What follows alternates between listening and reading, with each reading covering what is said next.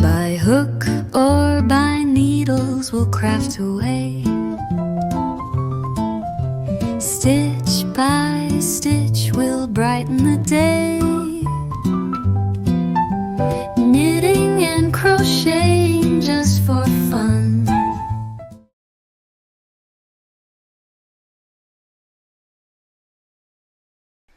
Good morning, good afternoon, or good evening. This is By Hook or By Needles, and my name is Sam, and welcome. Today I am going to show you how to do a very, very simple chevron stitch or ripple stitch, or whatever you want to call it. Now the one I'm showing you is has a multiple of 13 stitches, and it has one repeat. Yep, one repeat, just checking. Okay, so I'm actually going to cast on 26, not cast on, chain 26, and I'm going to show you something. 1, 2, 3, 5, 6, 7, 8, 9, 10, 11, 12, 13, 14, 15, 16, 17, 18, 19, 20, 21, 22, 23, 24, 25, 26. Okay. 26 chain, and that is approximately 7 inches or 18 centimeters. Now, the reason I'm going to show you that is because with the chevron or ripple stitches and all that sort of thing, they will shrink when you obviously create the ripple, because this is going to go up and down like that, and so it becomes contracted. So that is something to keep in mind when you are doing these stitches. And why is my light so bad? Oh dear, I've been trying to, because I don't have the summer light coming through the window anymore. It's getting really dark in here. I don't know whether this is dark or not. It's very hard to tell. Just a moment, let me play a bit. Okay, I think that might actually be a little bit better. I hope. Okay, and I can't see a thing now because the light is actually right in front of my eyes. So this is going to be fun. Alright, we've we've done a chain of 26. And then what I'm going to do, this will be the right side. We are going to do a double crochet or treble in the UK into the 4th chain from the hook. So we're going to go 1, 2, 3, 4th chain from the hook with a double crochet. Double crochet is a US term, treble is a UK term. And then we're going to do 1, 2, 3 more into the next 3 back bumps.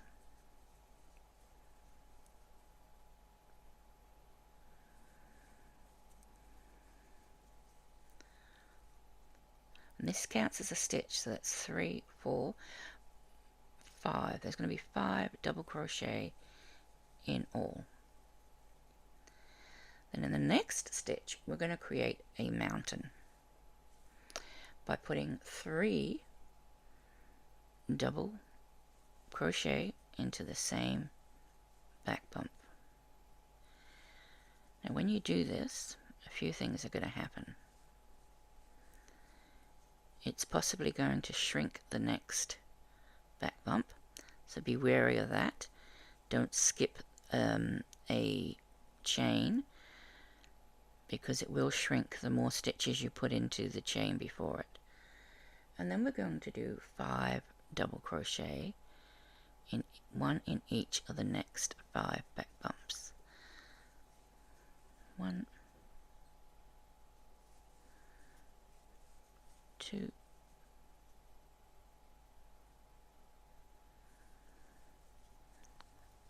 3,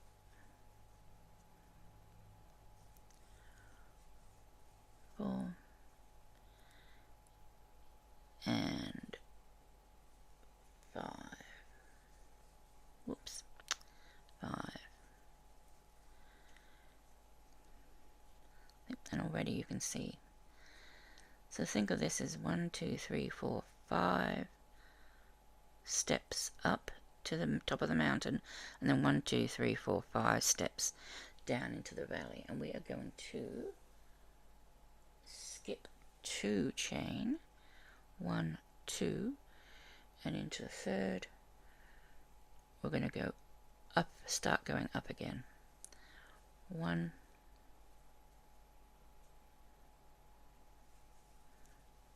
2,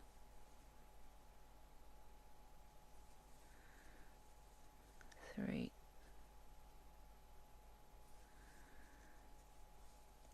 4, and 5. So we're at the top of our mountain again. I'm going to do 3 double crochet into that one back bump. 1, 2, and 3.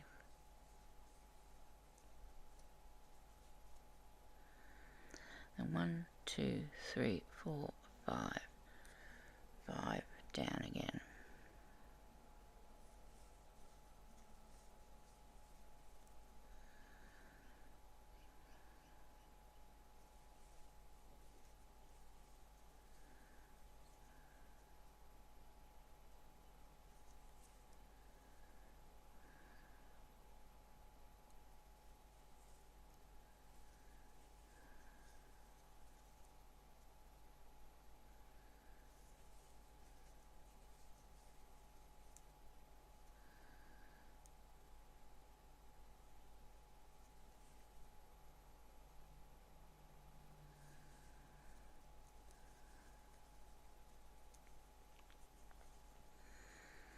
Okay, now let's have a look and see how long this is now. Let's see how much we've lost. So we're now down to 14 centimeters. So we've lost 4 centimeters. And we're down to 5.5 inches. So we've lost 2.5 inches. This is what it was before. Up here was, whoop, you can't see. Up here is what it was prior to starting, and now you can see where it is now. So you lose quite a bit of distance. So keep that in mind whenever you're making anything with this.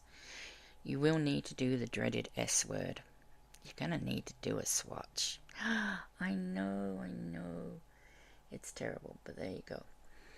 Now, this pattern is a bit odd.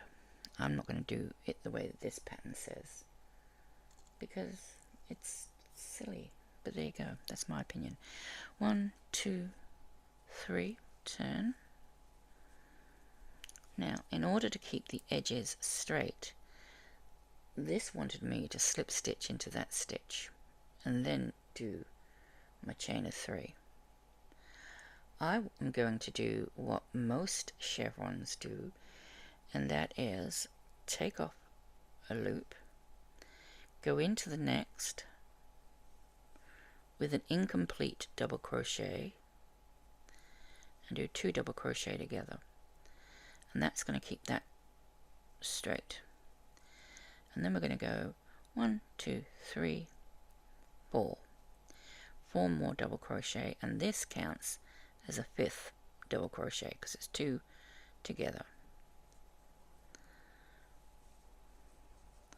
So 1, 2, 3, and 4.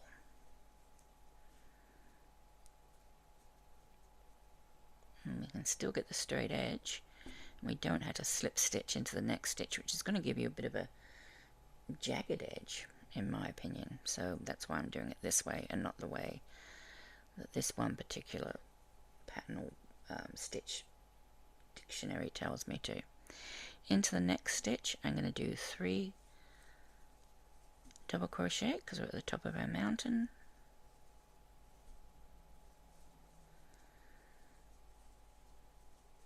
I'm going to come down 5. 1, 2, 3, 4, 5.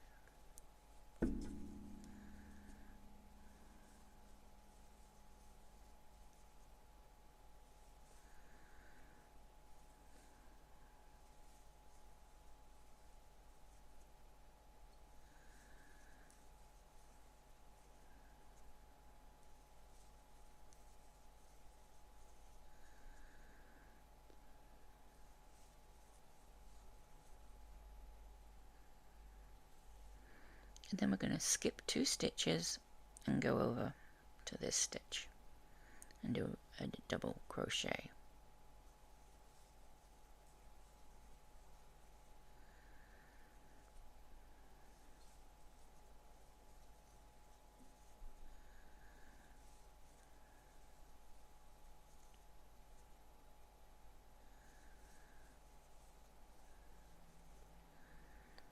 And that's the 5th one, and we're at the top again. I think the idea of them not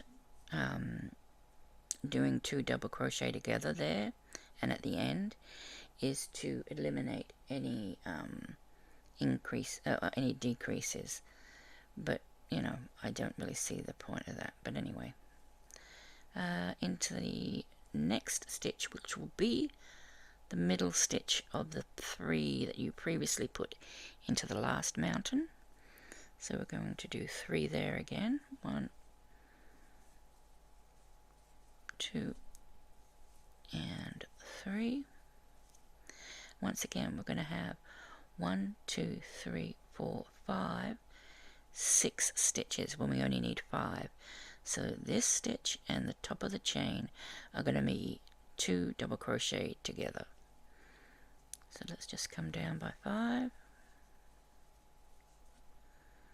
or 4 before we do our decrease.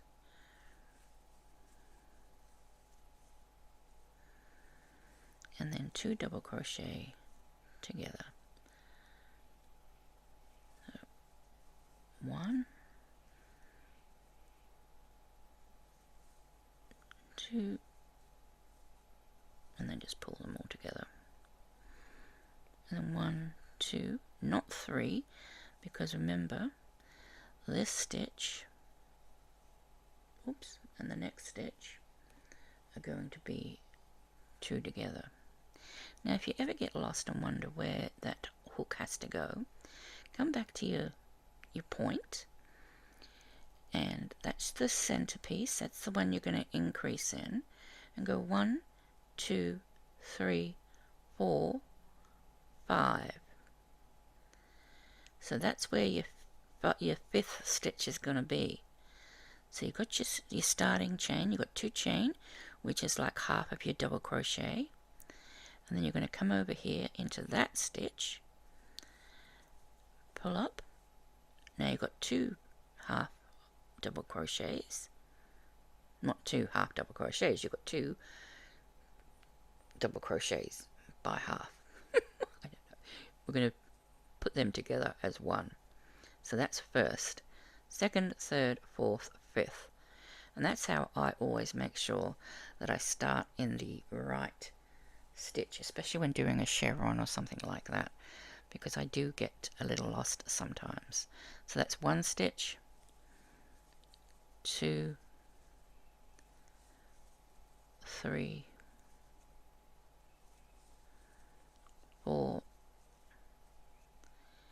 and 5.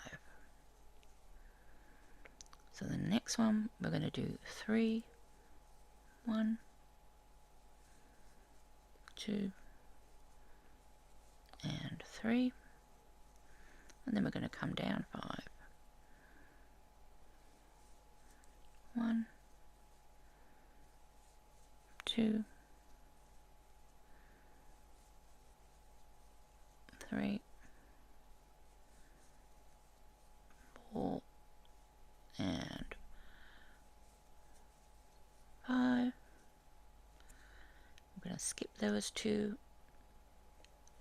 I'm going to bridge the gap by just going straight across into the 3rd stitch. 1, 2, skip 2, go into the 3rd, and up we go again. 5, 1, 2, 3, 4, and 5 is the first of our set of 3, because the middle one is the one we increase into. 1, 2, 3, and then we're going to come down by 5. 1, we're actually going to come down by 4. 2, that's my cat. 3,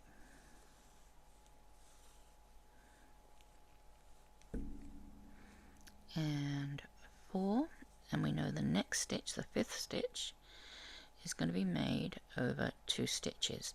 This is our 2 double crochet together from the previous row, and this is our next stitch. So we're going to do an incomplete double crochet there, and then we're going to go into the top of that 2 double crochets together, and we're going to do another incomplete double crochet and pull those 2 together, and that becomes our 5th stitch. 1, 2, 3, 4, 5, and then we've got a nice zigzag chevron, whatever you want to call it, happening. These waves, chevrons, ripples, whatever you want to call them, are really great, and you can do so much with this simple formula. Let me explain. If you want to make the waves shallower, so they're not as up and down, you're going to put more stitches between your decrease and your increase. That's going to elongate it, and it's going to make the zigzag or the ripple or the chevron more shallow. If you put fewer stitches, it's going to contract it like that, and it's going to be sharper zigzag. You can change colors every row. You can do back post, front post, back posts whilst changing color.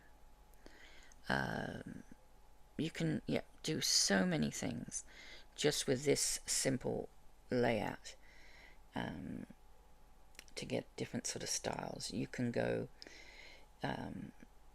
with half double crochets or single crochets. You can use double trebles or triple trebles if you like, to make it gappier and taller and go quicker. There really is, the only limit with this stitch is your imagination. You could do, you could skip a stitch and do a bead stitch or a bobble or something like that.